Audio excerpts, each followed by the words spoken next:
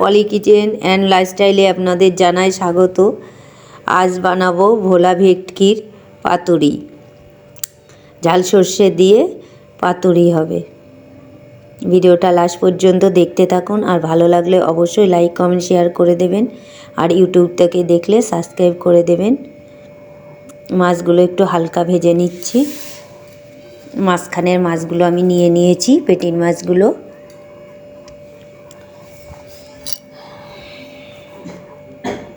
এইসব মাছগুলো ভেজে তোলা হয়ে যাচ্ছে। আসলে কয়দিন ধরে আমার খুব ঠান্ডা লেগেছে, তাই শরীরটা খুবই খারাপ, তাই ঠিক মতো ভিডিও বানাতে পারছি না। এখানে নিয়ে নিয়েছি সর্ষে, সাদা সর্ষে, চাল মগজ আর কাঁচা লঙ্কা বেটে নিয়েছি একদম মিহি করে। তার মধ্যে দিয়ে দিচ্ছি ধনেপাতা কুচি, আর দিয়ে দিচ্ছি একটা ক্যাপসিকাম কুচিয়ে।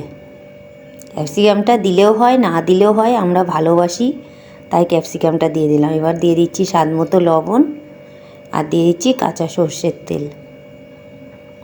এবার এটা ভালো করে মাখিয়ে নেব, সব কিছু মিশিয়ে নিচ্ছি। এবার মাছগুলো দিয়ে দিচ্ছি।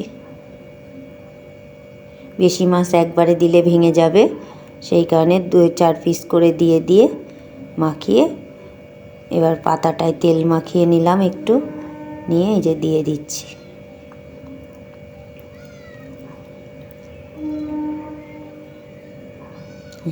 বাদ বাকি মাছগুলো আবার দিয়ে মাখিয়ে নিয়ে দিয়ে দিচ্ছি পরপর।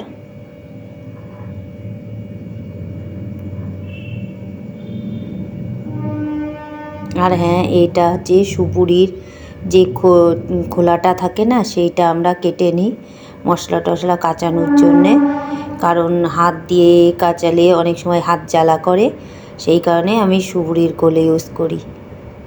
এবার কটা চিরা কাঁচা লঙ্কা দিয়ে সাজিয়ে দিলাম, দিয়ে পাতুরিটা পেঁচিয়ে দিচ্ছি। এই যে এখন পাতুরিটা সুন্দরভাবে এইভাবে না পেঁচালে না, যদি আপনি ছাইয়ের মধ্যে দিয়ে করেন তাহলে এইভাবেই পেঁচাতে হবে, না হলে আপনি পারবেন না করতে।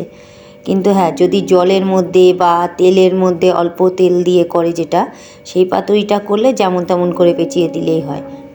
কিন্তু ছাইয়ের মধ্যে করতে গেলে সেম এইভাবেই পেঁচাতে হবে। এই দেখুন, আমি ছাইয়ের মধ্যে করি। আমাদের বাড়ি সবসময় এই ছাইয়ের মধ্যে পাতুরিটাই বেশি ভালোবাসে।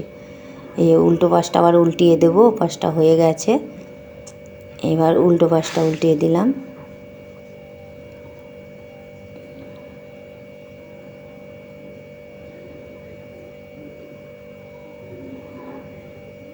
এই দেখুন পাতুরিটা রেডি হয়ে গেছে।